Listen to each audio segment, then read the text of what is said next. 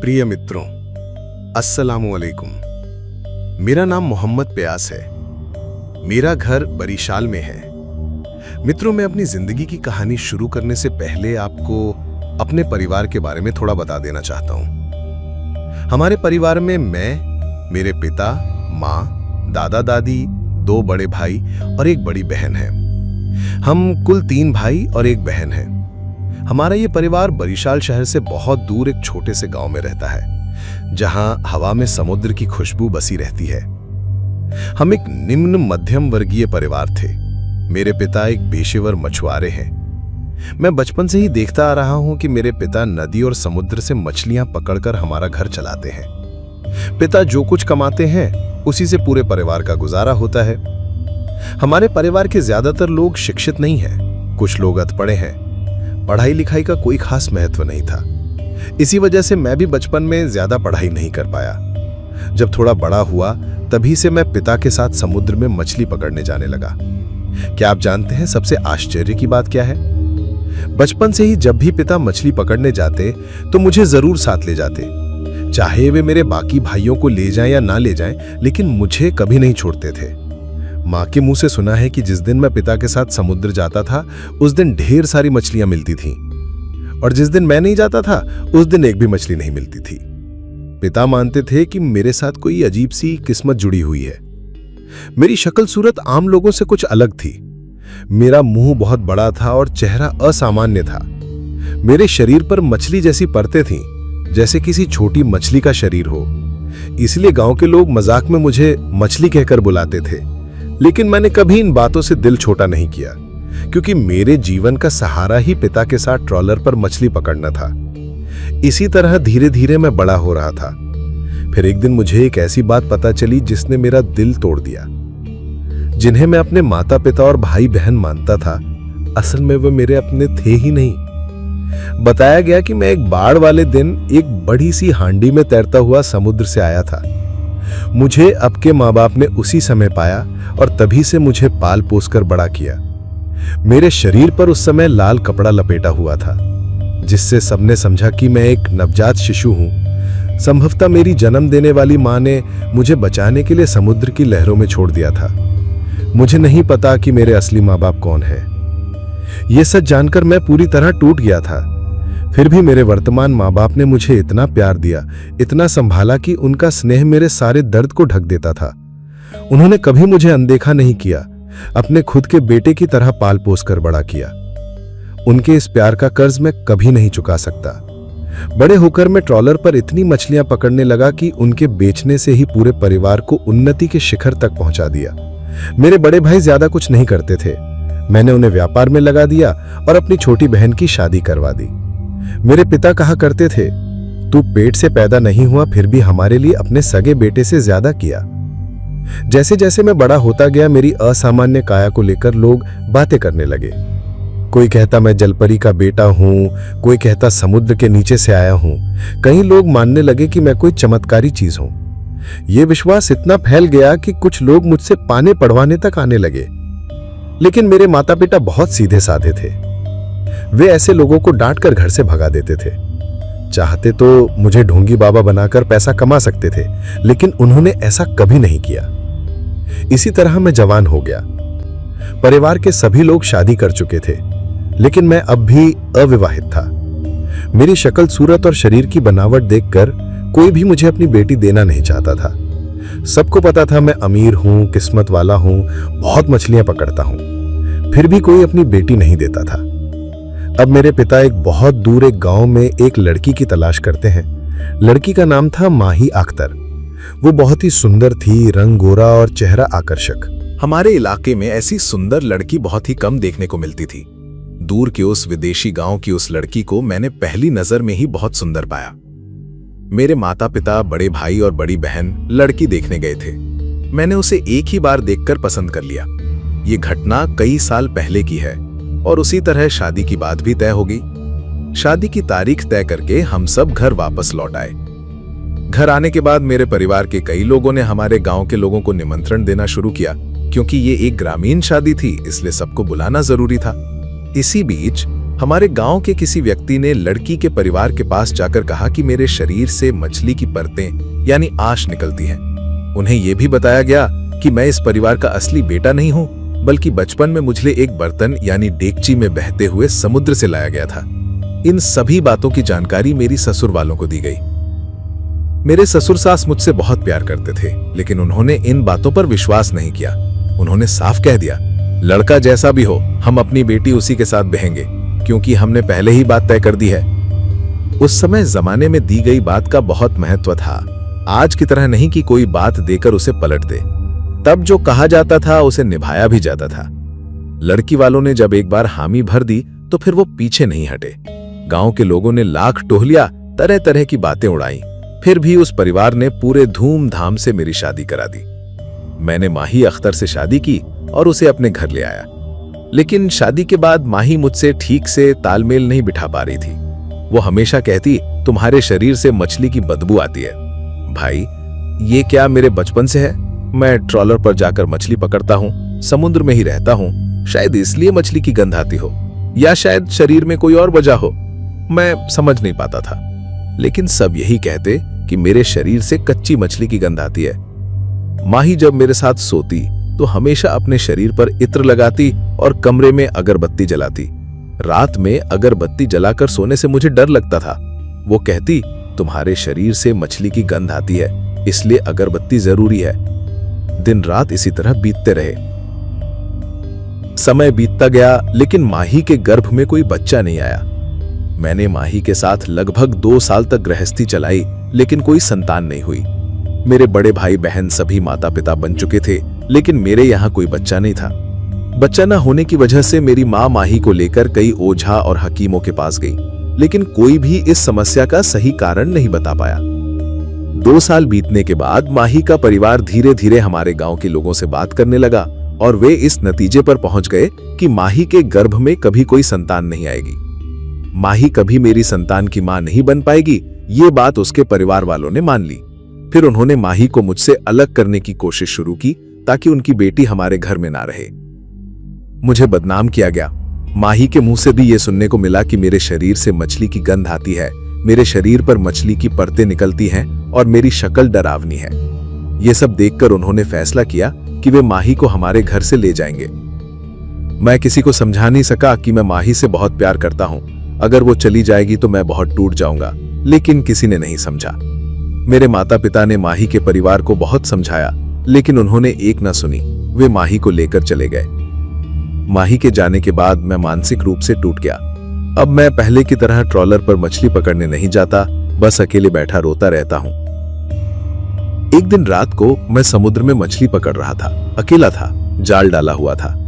तभी मेरे जाल में एक अजीब चीज फंस गई, जो एक गुड़िया के सर जैसी दिखती थी, लेकिन पत्थर जैसी सख्त थी। वो चीज चमक रही थी, जैसे हीरा हो, बहुत चमकदार।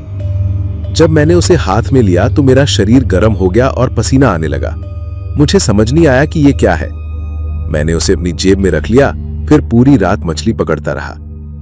फजर की अजान के बाद मैं समुद्र से निकला। मछली बेचकर जब घर पहुंचा तो देखा माही घर पर आई हुई है। उसे देखकर मैं चौंक गया, इतनी सुबह सुबह वो क्यों आई? जब मैंने पूछा तो माही ने कहा कि उसने मुझे बार बार सपनों में देखा और उसे बहुत दुख हुआ। अब वो और सहन नहीं कर सकती, इसलिए सूरज उगने के साथ ही मुझसे मिलने आ गई। मैं बहुत खुश हो गया। हाथ मुंह धोकर नहाने गया। नहाकर आया तो मां ने गरम चावल और तरकारी परोसी। हम दोनों साथ बैठकर खाए। खाने के बाद मैं और माही कमरे में बिस्तर पर बैठे थे, तभी मुझे वो अजीब चीज याद आई जो मैंने समुद्र से पाई थी। वो रात मेरे लिए बहुत ही भाग्यशाली रही। माही ने कहा, ये चीज बहुत सुंदर है, शायद कोई कीमती चीज हो। मैंने कहा, मुझे नहीं पता कि ये कीमती है या नहीं, पर ये समुद्र से मिली और मुझे लगता है कि ये मेरे भाग्य से जुड़ी हुई है। शायद इसी वजह से माही मुझे फिर से मिल गई। उस रात मैंने बहुत सारी मछलियां भी पकड़ी थी। अगले दिन मैंने तय कर लिया कि मैं मछली पकड़ने नहीं जाऊंगा। मतलब एक दिन जाऊंगा, एक दिन नहीं। पूरा दिन मैं अपनी पत्नी को लेकर इधर उधर घूमता रहा। रात को जब सोने गया, रात के करीब 10 बजे, तो मुझे नींद आ गई। अचानक एक भयानक सपना देखा। सपना ऐसा था मानो मैं समुद्र में अपने ट्रॉलर पर मछली पकड़ रहा हूं। समुद्र के बीचों बीच से एक हाथ ऊपर उठ रहा है। पूरा हाथ घने बालों से ढका हुआ, जैसे किसी जानवर का हो। वो हाथ ऊपर उठकर एक अदृश्य आवाज में कह रहा है, मेरा पत्थर दे दे, वो मुझे लौटा दे। वो आवाज समुद्र के बीच से ही आ रही थी। ये सपना देखकर मेरी नींद टूट गई। मैं चौंक कर उठ बैठा, पसीने से तरबतर हो गया और चेहरा पहुंचने लगा। देखा माही मेरे बगल में सो रही है। मैंने उसे कुछ नहीं कहा। थोड़ी देर बाद पानी पीकर फिर से लेट गया। जब दोबारा नींद आने लगी, फिर से वही सपना देखा। वही भयानक बालों से ढका हुआ हाथ और फिर वही आवाज, मेरा पत्थर दे दे, मुझे वापस दे। 2 बार वही सपना देखने के बाद मेरी नींद फिर से टूट गई। मैंने माही को जगाया और कहा, उठो, मुझे तुमसे कुछ बात करनी है। जब वो उठी तो मैंने पूछा, माही पत्थर कहाँ है? उसने कहा, पत्थर तो है ना। मैंने कहा, कहाँ है, मुझे चाहिए। उसने कहा, इतनी रात को पत्थर का क्या करोगे? मैंने कहा, मुझे नहीं पता, मैंने बहुत डरावना सपना देखा है। उसने कहा, अच्छा ठीक है, सुबह सुन लूंगी। मैंने कहा, नहीं, अभी सुनो, ये सपना बहुत डरावना था। इस पत्थर के बारे में मुझे तुम्हें अभी बताना है। उसने कहा, रात का सपना रात में नहीं बताया जाता, दिन में बताना, मैं अभी नहीं सुनूंगी। कहकर वो फिर से सो गई। मैं अभी चुपचाप लेट गया। कुछ देर बाद फज्र की अजान हुई। मैं उठकर मस्जिद में नमाज पढ़ने गया। नमाज के बाद लोगों से मिला और थोड़ी बातचीत की। उस दिन मैं घर थोड़ी देर से लौटा। दिन के करीब 12 बज चुके थे। दिन भर मैंने जिनके साथ मछली पकड़ने जाना था उनसे बातचीत की। दोपहर को घर लौटकर देखा, माही घर पर नहीं है। मैंने मां से पूछा, माही कहाँ है? मां ने कहा, वो तो अपने नाना के यहां गई है। मैंने कहा, क्या, नाना के यहां? मां ने कहा, हां, कल शाम को ही गई थी। रात को जब मछली पकड़ने गया तब भी देखा कि माही घर पर नहीं है। मां ने बताया, जब तू ट्रॉलर लेकर गया था, माही का नाना फिर से आया और उसे ले गया। मैंने कहा, इतनी रात को? मां बोली, हां, रात को ही आया और उसे लेकर चला गया। मैंने पूछा, क्यों? मां ने कहा, माही के पापा बीमार हैं। यह सुनकर मैं थोड़ा परेशान हो गया। पिछली रात जब मैं समुद्र में गया था, मछली भी नहीं मिली और माही भी चली गई। इसलिए मैंने सोचा कि चलो श्वसुर को देखाऊं। मां ने कहा, साइकिल निकाल, मैं भी चलूंगी। मैं साइकिल से ससुराल की ओर निकल पड़ा। दोपहर को वहां पहुंचा, देखा ससुर एकदम स्वस्थ है। खेत में बैठे सब्जियां देख रहे थे। मैंने पूछा, अब्बा माही कहाँ है? उन्होंने कहा, माही तो यहां नहीं है, आई ही नहीं, वो तो तुम्हारे घर पर ही होनी चाहिए। मैंने कहा, क्या, माही तो घर पर नहीं है? मैं रात 9 बजे मछली पकड़ने निकला, उसी वक्त वो नाना के यहां गई। मुझे मामला संदिग्ध लगा। तुरंत मैं उसके नाना के घर गया।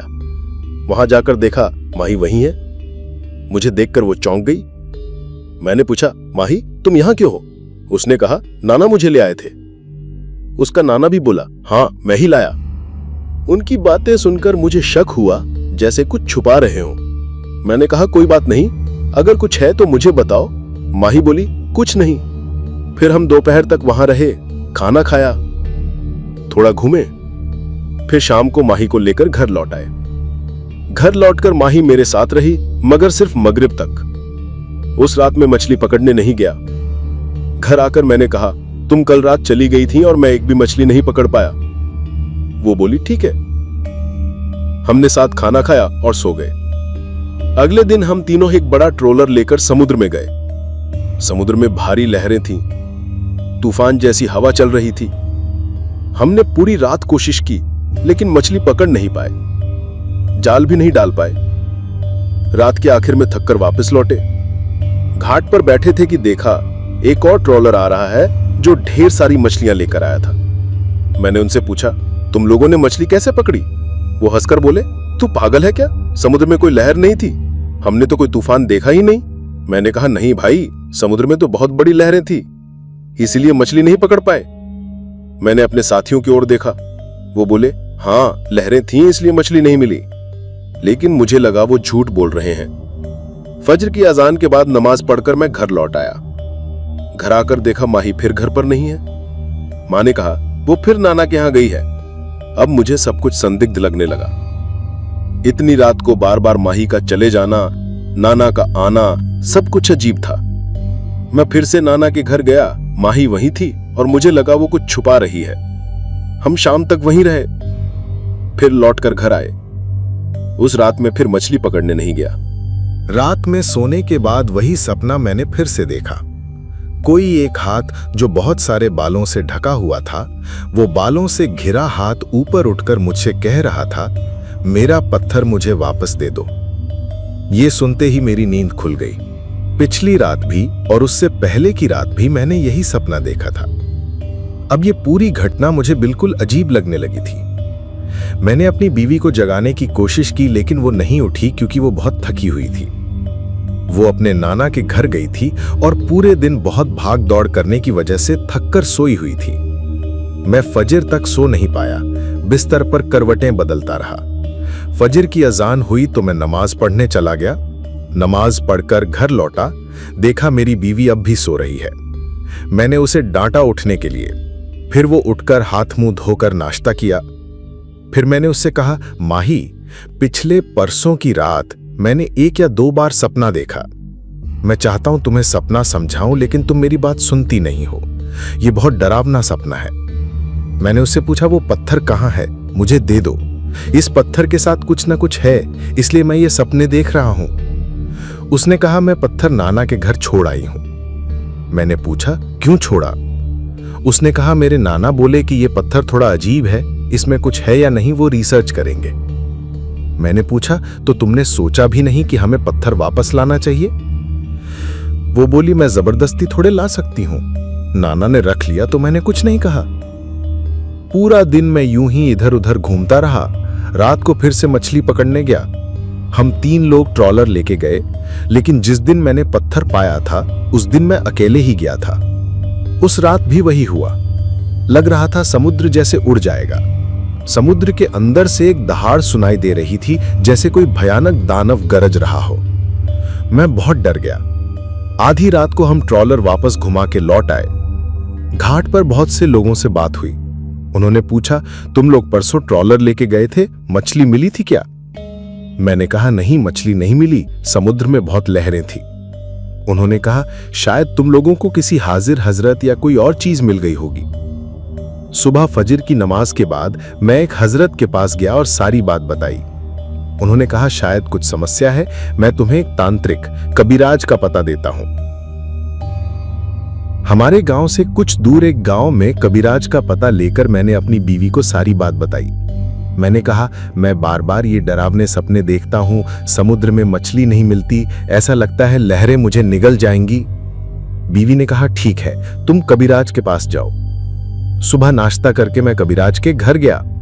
कबीराज ने मुझे देखकर कहा, तुमने समुद्र से एक पत्थर उठाया था ना? मैंने कहा, हाँ, पत्थर मेरी बीवी के पास था, उसने वो मेरे नाना ससुर के पास रखवा दिया है। कबीराज ने कहा, तुम अपने नाना ससुर से पत्थर लेकर समुद्र में वापस फेंक दो, सब कुछ ठीक हो जाएगा। मैंने पूछा, अगर मैं पत्थर नहीं ले गया तो क्या होगा? उन्होंने कहा, तुम्हारे लिए बहुत बड़ा संकट इंतजार कर रहा है, ऐसा संकट जिसकी कल्पना नहीं कर सकते। जितना जल्दी हो सके पत्थर को समुद्र में फेंक दो, यही बेहतर है। मैं कबीराज के घर से निकलकर नाना ससुर के घर गया। वहां जाकर मैंने पूछा, माही, तुम्हारे नाना ने पत्थर दिया? लेकिन उसने कहा, नहीं, मुझे कोई पत्थर नहीं मिला। मैं समझ गया कि वो झूठ बोल रही है, उसके चेहरे और आंखों से साफ लग रहा था। मैंने उससे कहा, मुझे पत्थर चाहिए, वरना मैं बहुत बड़ी मुसीबत में पड़ जाऊंगा। मैंने उससे कहा कि अपने नाना से बात करे, लेकिन वो बार बार झूठ बोलती रही कि पत्थर तो तालाब में गिर गया है। उस रात मैं उसी के नाना के घर पर रुक गया। सुबह तालाब में जाल डाला, लेकिन पत्थर नहीं मिला। तालाब मध्यम आकार का था, कई बार जाल डालने पर भी पत्थर नहीं मिला। पूरी रात मैंने वही डरावने सपने देखे। समुद्र से एक भयानक लंबे बालों वाला हाथ निकलता था और कहता था, मेरा पत्थर दे दो। मैं बार बार वही सपना देखता रहा। साथ ही साथ मैं तालाब में जाल डालता रहा मछली पकड़ने के बहाने, लेकिन पत्थर अब तक नहीं मिला। पत्थर ना मिलने की वजह से मैं बहुत तनाव में आ गया था। दोपहर हो चुकी थी। दोपहर के बाद मैंने अपने नाना से कहा, नाना, आप तो कुछ झाड़ फूंक या तावीज वगैरह करते हैं ना, आपसे एक बात कहनी है, एक अजीब घटना हो रही है। तब उन्होंने कहा, ये कोई बड़ी बात नहीं है, जो कुछ भी तुम देख रहे हो वो कोई परेशानी नहीं है, सब ठीक हो जाएगा। ऐसा करो, मैं तुम्हें एक ताबीज दे देता हूं, सब कुछ ठीक हो जाएगा। नाना ने मुझे ताबीज पहना दिया।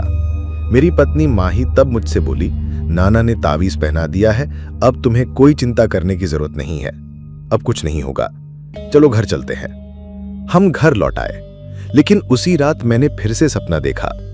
पहले जितना डरावना नहीं था, पर एक हल्का सा सपना जरूर आया। इसके बाद मैं फिर से समुद्र में मछली पकड़ने गया। इस बार ना तो तूफान था, ना ही समुद्र की लहरें डरावनी थीं। मछलियां भी अच्छी मिल रही थीं। दिन रात कटते जा रहे थे, लेकिन माही के गर्भ में कोई संतान नहीं आ रही थी। हम 8-10 दिन बाहर भी घूमे। मैं समुद्र में मछली पकड़ रहा था। कभी कभी सपना आता, लेकिन पहले जैसा भयानक नहीं। वो हाथ अब दूर से पत्थर मांगता था, पास नहीं आता। तब मुझे लगा अब कोई परेशानी नहीं है। कई दिन ऐसे ही बीत गए। लगभग 3 महीने गुजर गए। एक दिन बिना किसी वजह से मैंने तावीज अपने हाथ से उतार दिया। क्यों उतारा मुझे ठीक से याद नहीं, शायद हाथ में दर्द था या किसी और वजह से। मैंने तावीज घर में रख दिया और उस रात मछली पकड़ने के लिए गया भी तो तावीज साथ नहीं लिया। उस दिन मैं ट्रॉलर चला रहा था, बीच समुद्र में स्पीड बोट से जा रहा था। मेरे दोस्त बोले, इतना अंदर क्यों जा रहे हो? मैं कोई जवाब नहीं दिया। अचानक बातचीत करते करते मैंने समुद्र में छलांग लगा दी।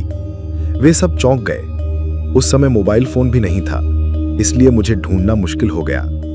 वे ट्रॉलर घुमाकर किनारे लौट आए और सबको बताया वो समुद्र में कूद गया है। तट पर मौजूद कोस्ट गार्ड, गोताखोर सभी को खबर दी गई। रात होते होते नेवी और कई सरकारी एजेंसियों ने मुझे ढूंढना शुरू किया, लेकिन किसी को मेरा पता नहीं चला। मुझे इतना याद है कि मैं ट्रॉलर पर था, फिर कूद गया था, फिर कुछ याद नहीं। शायद मैं किसी और शहर या देश चला गया था। वहां कई अजीब लोग थे। जब मेरी चेतना वापस आई तो देखा कुछ लोग मुझे ले जा रहे हैं। कोई नहीं बता रहा था कि कहां ले जा रहे हैं। फिर मुझे एक महाराजा के सामने खड़ा किया गया, जो भयंकर रूप का था, पूरा शरीर बालों से ढका हुआ। मैं डर गया। बार बार पूछ रहा था, ये कहां है, मुझे कहां ला रहे हो? कोई कुछ नहीं बोल रहा था। महाराजा ने पूछा, पत्थर कहां है? तभी मुझे पत्थर की बात याद आई। सब कुछ याद था, बस ट्रॉलर से कूदने की बात याद नहीं थी। मैं बोला, पत्थर मेरी पत्नी के पास था, फिर वो मेरे नाना ससुर के पास गया। तब वे बोले, अपने नाना ससुर से बात करो, अगर तुम्हारी बीवी पत्थर दे दे तो तुम्हें आजादी मिल जाएगी। फिर मैंने देखा मुझे मेरे नाना जैसे किसी आदमी को एक कांच जैसी जगह में दिखाया गया। वहां मैंने उनसे बात की। वे लेटे हुए थे। मैंने पुकारा, वे उठे और बोले, मुझे पत्थर दे दो, मैं मुश्किल में हूं, वे लोग मुझे पकड़ कर ले आए हैं। हम कई दिनों तक पत्थर ना देने की वजह से शारीरिक और मानसिक अत्याचार सह रहे थे। मुझे महल के बाहर एक बगीचे जैसी जगह में एक पेड़ से बांध दिया गया था। वहां एक लड़की मरियम अख्तर नाम की हिजाब पहनकर मुझे खाना देने आती थी, फिर चुपचाप चली जाती थी। मैं खाना खाता था और वे लोग मुझ पर अत्याचार करते रहते थे। मैं कई दिनों तक वहां बंदी अवस्था में रहा। फिर मेरे ऊपर अत्याचार शुरू हुआ। 3-4 लोग बारी बारी से आकर मुझे मारते। उन्होंने मुझे इतनी तकलीफ दी कि सहना मुश्किल हो गया। दिन में वे मुझे मारते और रात में हाथ पैर बांधकर छोड़ देते। बहुत दिन इसी तरह बीत गए। एक दिन देर रात मरियम अख्तर नाम की वो लड़की मेरे पास आई। उसने मेरे हाथ की रस्सियां खोल दी और मुझे वहां से आजाद करने की बात कही। मैं डर के कारण उसकी बातों को समझ नहीं पा रहा था, क्योंकि मैं उस जगह की भाषा और माहौल से बिल्कुल अनजान था। फिर वो मुझे लेकर चल दी। कहाँ ये मैं नहीं जानता, लेकिन महसूस कर रहा था कि वो मुझे किसी अनजानी जगह ले जा रही है। हम हवा की तरह तेजी से मीलों पार कर रहे थे। ऐसा लग रहा था जैसे हम दुनिया के किसी और छोर पर पहुंच गए हैं। वो मुझे एक छोटे से घर या झोपड़ी जैसी जगह पर छोड़ गई, जहां उसने रहने को कहा। वो मुझे खाना देती और सख्त हिदायत देती कि इस जगह पर कभी पानी में ना उतरूं। उसने कहा, अगर तुम पानी में उतरे तो बड़ा संकट आ सकता है और फिर वो भी मुझे नहीं बचा पाएगी। मरियम कभी कभी आकर मुझे खाना देती और धीरे धीरे हमारे बीच पति पत्नी जैसा रिश्ता बन गया। लेकिन अपने जीवन के उस हिस्से के बारे में मैं ज्यादा कुछ नहीं कहना चाहता। जब मैं उसे याद करता तो बस अकेला बैठा रहता, उस जगह पर जहां चारों तरफ सिर्फ पानी ही पानी था। वो जगह किसी टापू जैसी थी जहां कोई घर नहीं था, बस पानी के बीच एकांत और सूनापन। मैं वहीं बैठा रहता, खाना खाता, लेकिन बार बार चेतावनी मिलती कि पानी में कदम ना रखूं। मैंने कई बार मरियम से कहा, मैं अपने परिवार के पास जाना चाहता हूँ, अपनी पत्नी के पास लौटना चाहता हूँ। लेकिन उसने कहा, तुम्हारी पत्नी ने किसी और से शादी कर ली है और तुम्हें वहां भेजने की उसकी कोई ताकत नहीं है। मैं बार बार घर लौटना चाहता था, माँ के पास, पिता के पास जाना चाहता था, लेकिन मुझे जाने नहीं दिया गया। वे कहते, अगर तुम्हें वहां भेजा गया तो तुम मर सकते हो। मैं जितनी बार कोशिश करता वे रोक देते। दिन बीतते गए, रातें बीतती गईं। मैं जैसे किसी निर्जन जंगल में कैद हो गया था। मैं खुद से अपने बंधन काटना चाहता था। मरियम मुझे कैंची लाकर देती थी।